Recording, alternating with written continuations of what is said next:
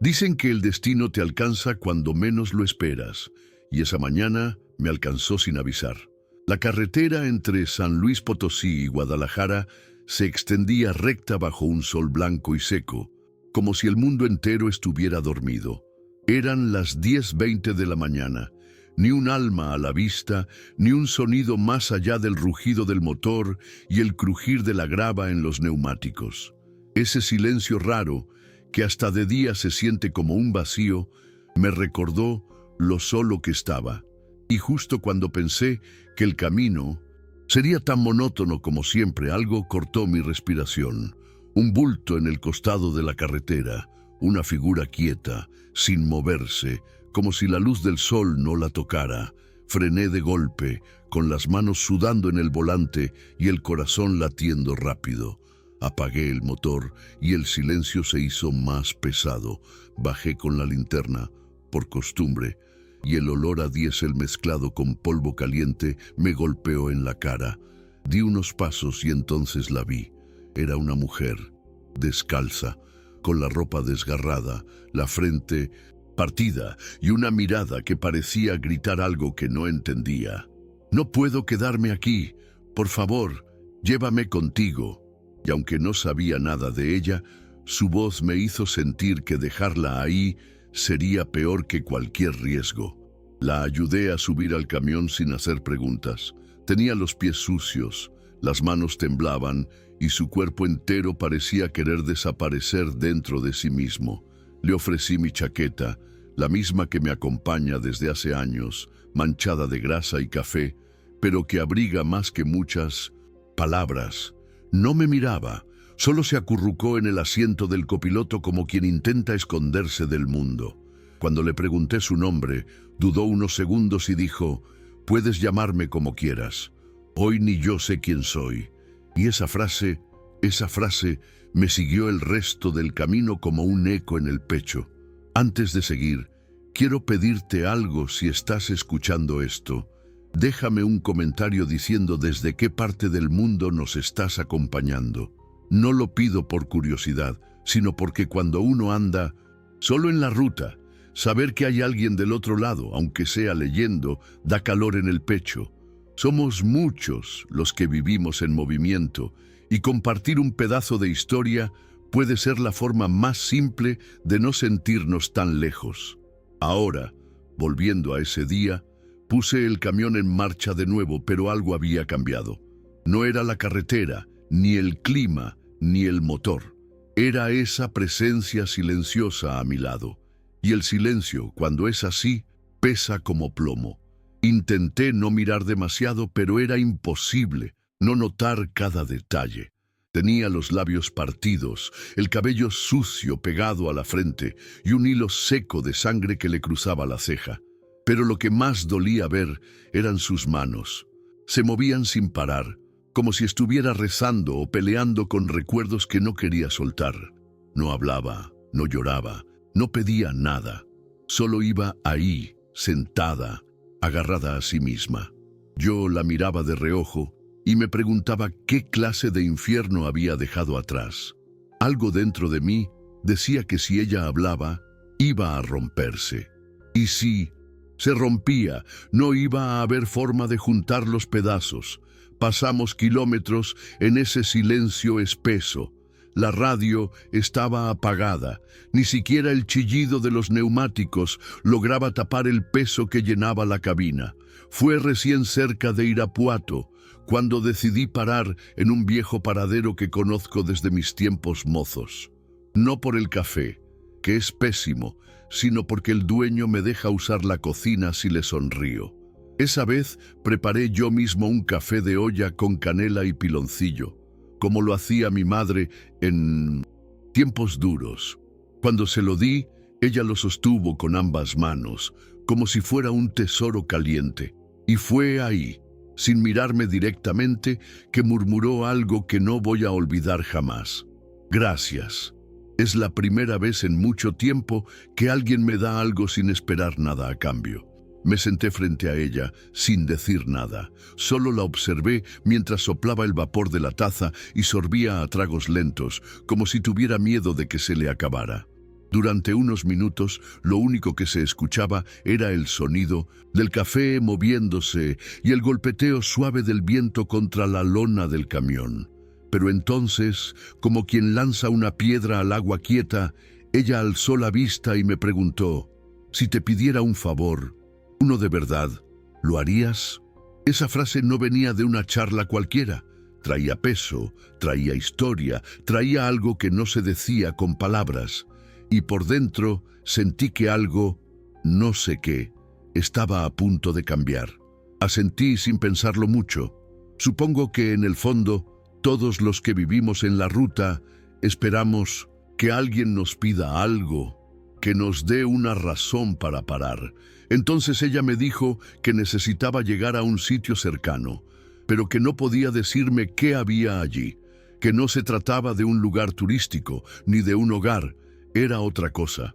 «Si no me ayudas esta noche, tal vez mañana ya no esté viva», dijo. No fue un susurro, no fue una amenaza, fue una certeza, y esas palabras se me clavaron en el pecho como un gancho de remolque. ¿Quién era esta mujer? ¿Y qué demonios la estaba siguiendo? Regresamos al camión sin decir más. El sol seguía alto, pero dentro de la cabina se sentía como si el tiempo se hubiera detenido. Ella volvió a su rincón, abrazada a mis cobijas, mientras yo ajustaba los espejos y trataba de no pensar demasiado. Pero era inútil. Había algo en su presencia. No era miedo, tampoco lástima.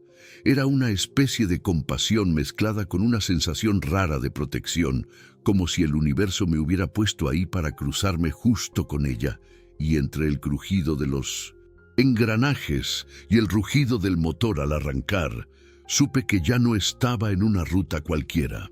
Estaba entrando en una historia que no era mía, pero que ahora me pertenecía. Durante el trayecto, ella se mantuvo callada, mirando por la ventana como si buscara algo entre los campos secos y los postes de luz. Solo movía los dedos, dibujando formas invisibles en el aire, como quien reza sin fe o espanta fantasmas. En un momento creí escuchar que murmuraba nombres, o tal vez oraciones. No sé, a veces el ruido del camino se confunde con lo que uno quiere o teme escuchar. La miré de reojo y quise preguntarle tantas cosas, pero no quise romperla. Había algo frágil en ella, como si todo se sostuviera por un hilo. Y yo ya sabía, hay silencios que gritan más que cualquier voz. Paramos horas después en una gasolinera pequeña, de esas donde el baño huele a humedad y las mesas están siempre pegajosas. Ella no pidió nada, pero yo preparé otro café de olla, esta vez sin decir palabra. Le acerqué el vaso, de barro, y noté que al tomarlo sus dedos dejaron de temblar por un instante. Fue ahí que la vi respirar diferente, como si ese calor, esa pausa, la hubieran devuelto por un momento a algo que extrañaba. Y entonces me acordé de Luz Helena, mi mujer. La primera vez que la vi llorar fue con una taza de café entre las manos. Y lo entendí. A veces uno no necesita respuestas. Solo alguien que no te haga más preguntas. Ella levantó la vista con los ojos brillosos y me dijo algo que me quedó clavado en la espalda como un peso que uno carga sin saber. Te pareces a alguien que me hablaba sin quererme lastimar. No quise saber quién, no insistí, solo asentí y miré al horizonte, donde el sol empezaba a bajar lento, tiñendo todo de naranja y polvo. Esa luz me hizo pensar que la ruta tiene sus formas de empujar a la gente a encontrarse, no siempre con otros, a veces con uno mismo. Y mientras ella sorbía el último trago, yo ya sabía que lo que venía no era simple, porque nadie escoge confesar secretos así sin estar al borde. Retomamos la carretera cuando el cielo ya se vestía de sombras largas. Ella se recostó un poco, mirando el techo de la cabina, como si allí hubiera respuestas escritas. No hablábamos, pero el ambiente estaba cargado, como antes de una tormenta, y fue entonces que me dijo, con voz suave pero sin titubeos: «La última vez que alguien me miró como tú fue mi abuela». Se quedó en silencio, como si las palabras le dolieran al salir. Ella me crió hasta que se fue. No pregunté cuándo, no pregunté cómo. Sentí que si ella quería hablar, lo haría, y si lo hacía no sería por presión, sería por necesidad. La carretera nos llevó por un tramo lleno de curvas, donde el sol, ya vencido, apenas dejaba rastros dorados entre los cerros. Fue ahí, entre una curva y otra, que soltó la verdad como quien lanza un ancla desde lo alto. Después de que mi abuela murió, acepté un trabajo. Me prometieron techo, comida, algo digno. Tragué seco. Ya sabía a dónde iba eso, pero al llegar me encerraron, me quitaron el celular, me rompieron los papeles, no podía salir, no era trabajo, era otra cosa. Me quedé en silencio. El volante temblaba un poco entre mis manos, y mi alma también. No me miraba mientras hablaba. Miraba el parabrisas como si ahí se proyectara la película de su infierno. No fui la única. Había otras. Algunas lloraban, otras ya no. Hizo una pausa larga. Escapé por una ventana del baño. Me corté con el vidrio, pero corrí. Corrí hasta que no sentí los pies. Sus ojos no derramaban lágrimas. Era peor. Había en su voz una sequedad que solo deja el dolor que se guardó demasiado tiempo.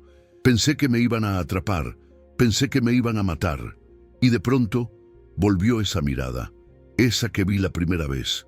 Pero ahora ya no pedía ayuda. Pedía tregua. Yo no sabía qué decir. Ningún manual de carretera te enseña a escuchar una historia así. Así que solo le tendí mi cantimplora y me obligué a seguir con la mirada firme en el camino. Pero por dentro era otra cosa. Algo en su historia despertaba partes viejas de mí. Recuerdos de cuando fui joven y vi cosas parecidas. Gente usada, gente rota, gente invisible.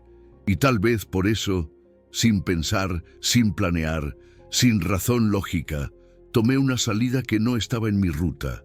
Ella me miró, confundida, y yo solo dije, a veces, desviarse es la única forma de llegar. La desviación nos llevó por un camino más angosto, con menos luces, más árboles, más silencio.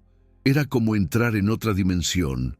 El tipo de trayecto donde el mundo parece detenerse y uno empieza a escuchar cosas que había olvidado. Ella no preguntó a dónde íbamos. Solo cerró los ojos y apoyó la frente contra la ventana, como si el frío del vidrio calmara algo dentro de ella. Yo tampoco sabía con certeza por qué estaba haciendo eso, pero algo me decía que había lugares que no aparecían en el mapa, solo en el alma. Llegamos a un puente viejo, de esos de metal oxidado que chirrían con el peso del camión. Me detuve allí, sin saber por qué. Quizás porque el río abajo corría lento o porque el viento soplaba de una forma que no se oye en ciudad.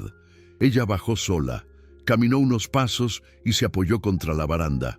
Yo me quedé junto al camión, respetando su espacio. Entonces, sin girarse, dijo algo que me descolocó. ¿Me das un beso?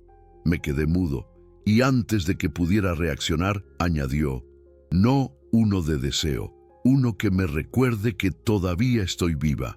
No supe qué hacer. Tenía las manos en los bolsillos, la garganta cerrada y un nudo en el pecho que no era mío, era de ella. Me acerqué despacio. El aire olía a tierra mojada y a hojas secas. Cuando estuve frente a ella, vi que no tenía miedo. Tenía una tristeza tan profunda que dolía mirarla. Así que simplemente lo hice. Le di un beso en la frente, lento, caliente, humano, como quien quiere decir, aquí estás, aún estás. Ella cerró los ojos y por un instante me pareció que volvía a respirar como alguien que quiere seguir viva. No dijimos nada más. Volvimos un camión. Ella subió con la misma lentitud con la que bajó, pero ya no se abrazaba a sí misma. Se cubrió con mi chaqueta, se acurrucó en el asiento y sin aviso se quedó dormida. Yo la miré por unos segundos y luego me recosté también. Dormimos ahí mismo, con el ruido del río y el susurro del viento como único arrullo. No fue una noche cualquiera. Fue una de esas que no se pueden explicar, porque a veces la vida te regala momentos tan simples que terminan siendo imposibles de olvidar. Desperté con el primer rayo de sol filtrándose por el parabrisas. El camión estaba en silencio, pero no ese silencio pesado del día anterior. Era un silencio más, en paz. Ella seguía dormida, con el rostro hacia la ventana, abrazada a la chaqueta como si fuera un escudo. Preparé café sobre mi hornillo portátil y el aroma llenó la cabina. Fue entonces que noté un detalle que me dejó pensativo. Sobre su cuello, colgando de una cadenita rota, había una medalla de San Judas Tadeo, sucia y raspada, pero bien, agarrada al pecho. No quise tocarla, pero en ese momento sentí que había mucho más en ella de lo que yo imaginaba. Cuando abrió los ojos, lo primero que dijo fue, ¿todavía estamos vivos? Lo dijo con una sonrisa tímida, como si hubiera soñado con la muerte. Le pasé una taza de café y por primera vez me miró sin miedo. ¿Por qué sos tan bueno conmigo?, preguntó. Me quedé en silencio un momento y respondí lo único que me salió del alma. Porque alguien, hace muchos años, también fue bueno conmigo cuando no tenía nada. Le hablé un poco de Luz Helena, mi esposa, de cómo me enseñó a confiar en la vida, incluso cuando dolía. Ella escuchaba en silencio, con esa mirada que lo absorbe todo. Pero yo sentía que algo todavía estaba siendo escondido. Seguimos viaje como si nada, pero mi cabeza ya no estaba tan tranquila. Había algo en su forma de mirar el celular. No escribía, no hablaba, solo lo desbloqueaba y lo miraba, como si esperara una señal, un mensaje, una advertencia o algo peor. Cuando se daba cuenta de que yo la observaba, escondía la pantalla rápido. No dije nada. No era mi estilo desconfiar por desconfiar, pero después de tantos años en la ruta, uno aprende a oler el peligro sin necesidad de verlo. Así que cuando pasamos por un tramo con buena señal, marqué un número que no usaba hace tiempo. Llamé a Gabriel, ex camionero, amigo de toda la vida. Ahora trabaja en seguridad privada y tiene acceso a bases que yo ni entiendo. Le conté lo justo. Recogí a una chica en la ruta. Dice llamarse Daniela, pero hay algo que no cuadra. ¿Podés averiguar? Me dijo que le mandara una foto y lo hizo sin preguntas. Corté, volví a guardar el celular y traté de actuar normal, pero dentro mío algo se revolvía. No porque quisiera descubrir una mentira, sino porque tenía miedo de hacerlo. Porque parte de mí ya se había encariñado con esa mujer rota que dormía con mi chaqueta abrazada. Horas más tarde, ya cerca de León, el celular vibró. Era Gabriel. Su voz venía seria, seca como cuando algo no va bien. No se llama Daniela, su nombre es Camila Ortega. Tiene denuncias por estafa emocional. Según registros, está vinculada a un grupo que manipula a hombres solitarios para sacarles dinero, o usar sus vehículos para mover cosas que no deberían moverse. Me quedé mudo, no lo podía creer. Colgué sin decir nada. Sentí como si el camión se volviera más pesado, como si cada kilómetro recorrido hubiera sido parte de un engaño. La miré. Seguía tranquila, mirándola, una carretera. ¿Cuánto de todo lo que me dijo era real? Esperé a que paráramos en una estación para hablar. No podía seguir con esa duda mordiéndome por dentro.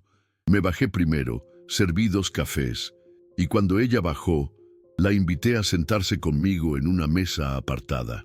No hice drama, no levanté la voz.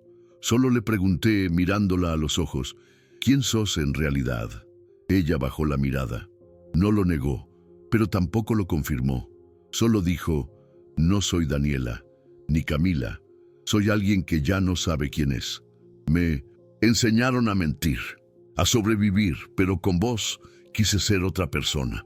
Y esa respuesta, aunque sincera, me partió el alma. Sus ojos se llenaron de algo que no era culpa, era cansancio. Me mandaron para acercarme a vos, ganarme tu confianza, pedirte un favor. Hizo una pausa. Tenía que hacerte llevar algo, oro, contrabando. Me lo dijo con una calma que dolía más que cualquier grito.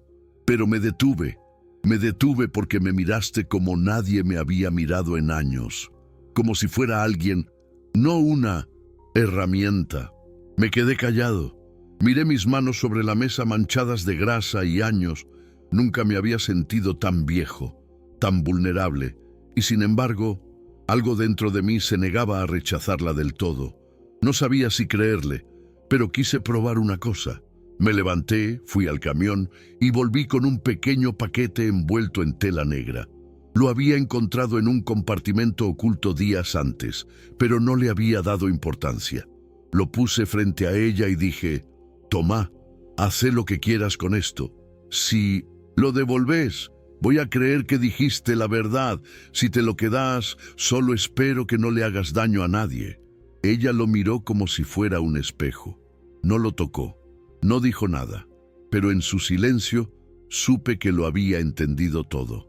2 días después, paramos en un restaurante de carretera, uno de esos donde el café es flojo y los meseros te llaman jefe, aunque no sepan tu nombre. Ella parecía tranquila. Comimos en silencio, como si todo lo vivido hubiera sido parte de otra historia. Pero entonces, la puerta se abrió. Una mujer alta, de rostro frío, maquillaje perfecto y botas de cuero, cruzó el lugar con paso firme. No miró a nadie más. Vino directo a nuestra mesa. «Vos sos Miguel Flores, ¿no? Vine a buscar lo que es nuestro». Su voz era seca, tenía filo, y en su bota noté el brillo metálico de un cuchillo que sacó sin apuro. Camila, o como se llamara realmente, se quedó paralizada. Yo me levanté sin pensar. Me puse entre ellas. «No tengo nada que sea tuyo», dije. Pero ella sonrió, como si supiera más de lo que decía. Algunos comensales se levantaron. Un tipo llamó a la policía. La mujer alzó el cuchillo, pero no llegó a usarlo. 2 oficiales entraron justo a tiempo. La redujeron en el suelo sin que ella dejara de mirarme. «No sabes con quién te metiste», me dijo mientras se la llevaban. Esa frase se me quedó clavada como un clavo en la garganta. Y en ese instante entendí que lo que habíamos vivido todavía no había terminado. Esa misma tarde, ella me devolvió el paquete. «No», dijo palabras rebuscadas. Solo lo dejó sobre el tablero del camión y murmuró: «No merezco esto, y no quiero que me recuerde lo que casi fui». Su voz no tenía rabia ni drama. Era apenas un susurro vencido, como quien entiende que llegó al fondo y que solo queda mirar hacia arriba. No le pregunté nada, solo asentí y le propuse llevarla a un lugar. No me preguntó cuál, me dijo que confiaba. Así que manejé en silencio hasta las afueras de Lagos de Moreno, donde recordaba una iglesia pequeña al costado de un cerro que mi esposa amaba visitar. Cuando llegamos, el sol ya se escondía detrás de los árboles y una brisa leve movía las hojas secas por el suelo. Ella bajó del camión sin apuro, caminó hasta la puerta de madera agrietada y entró sin mirar atrás. Yo me quedé afuera, sentado en el estribo, mirando el cielo teñido de violeta. Por dentro, algo en mí también se rompía, pero no dolía. Era como si después de tanta ruta, tanta pérdida, tanta distancia, estuviera presenciando el principio de algo nuevo. Desde adentro escuché su llanto, no gritos, no desesperación, solo llanto, de ese que limpia el alma aunque no sepas cómo seguir. Después de dejarla en esa iglesia, no volví a verla. Me subí al camión, puse el motor en marcha y seguí viaje como quien intenta convencerse de que nada pasó. Pero todo había pasado. En cada curva, en cada parada, al preparar café, al ver mujeres solas en la ruta, su imagen regresaba. No como una sombra, sino como una pregunta sin respuesta. Había algo en su historia que se me había quedado pegado. No por lástima, sino porque en el fondo los dos sabíamos lo que era cargar con lo que no se cuenta, lo que no se juzga, lo que simplemente se sobrevive. Semanas después, al llegar a mi galpón en León, noté algo raro sobre el asiento del copiloto. Una servilleta de papel, arrugada, con tinta corrida. Reconocí su letra de inmediato. Decía: «Gracias por no entregarme. Estoy viva y tratando de hacer lo correcto. Algún día, tal vez, te devuelva la paz que me diste». Firmado con una sola letra: D. Me senté un rato ahí mismo, con el motor apagado, mirando el papel como si fuera una reliquia. No lloré, no sonreí, solo respiré hondo, entendiendo que hay personas que pasan por nuestra vida para mostrar algo, aunque nunca sepamos exactamente qué. A la mañana siguiente, justo cuando me disponía a salir a otra entrega, alguien golpeó la puerta del galpón. Era ella, sin mochila, sin maquillaje, con el cabello atado y una expresión distinta, limpia, humana, verdadera. «No vine para quedarme», dijo con una voz suave. «Solo quería agradecerte. Vos viste algo bueno en mí, cuando ni yo lo veía». Se quedó unos segundos parada, con las manos entrelazadas frente al pecho. Yo no dije nada. Me bastaba con verla así, presente, de pie, diferente, como si, de alguna manera, hubiera vuelto a nacer. Me contó que ahora trabajaba en un comedor comunitario, que servía café a gente que llegaba rota, como ella alguna vez llegó, que estaba aprendiendo a hablar con Dios, no en rezos, sino en gestos, en actos. Antes de irse, me dejó una promesa: «Si un día estás de paso por donde estoy y necesitas ayuda, búscame. Quiero ser yo quien ayude ahora. Y si no me encontrás, voy a saber que hiciste lo correcto otra vez y seguiste tu camino». Se fue caminando tranquila, sin mirar atrás. Y yo me quedé en silencio, con el corazón lleno, porque entendí algo simple. Hay favores que no se pagan con dinero, se pagan con transformación. Desde aquel día, cada vez que paso por una iglesia, por un comedor comunitario o simplemente veo a alguien perdido en la carretera, me acuerdo de ella. No sé si volveré a verla. Tal vez no. Pero sé que donde esté, está intentando hacer lo correcto, y eso ya es mucho en este mundo. Aprendí que no siempre podemos cambiar el pasado de alguien, pero a veces, solo a veces, podemos ser el punto de quiebre entre el derrumbe y el reencuentro. Y si esta historia te llegó, si sentiste algo en el pecho mientras la escuchabas, entonces ya valió la pena contarla. Gracias por quedarte hasta el final de este relato. De verdad, si alguna vez viviste algo parecido, o simplemente crees que estas cosas no pasan por casualidad, contanos abajo en los comentarios desde dónde estás escuchando. Me gusta imaginar que del otro lado hay gente buena, gente con fe, con historias, con silencios también. Este canal recién está empezando, y cada comentario, cada me gusta y cada suscripción es como un abrazo en la ruta. Si te gustó esta historia, compartila con alguien en quien confíes. Y si te nace del corazón, podés apoyar el canal con el botón de gracias aquí abajo. Que Dios te bendiga donde sea que estés. Y que nunca te falte alguien que te mire como si todavía fueras salvable. Nos vemos en el próximo viaje.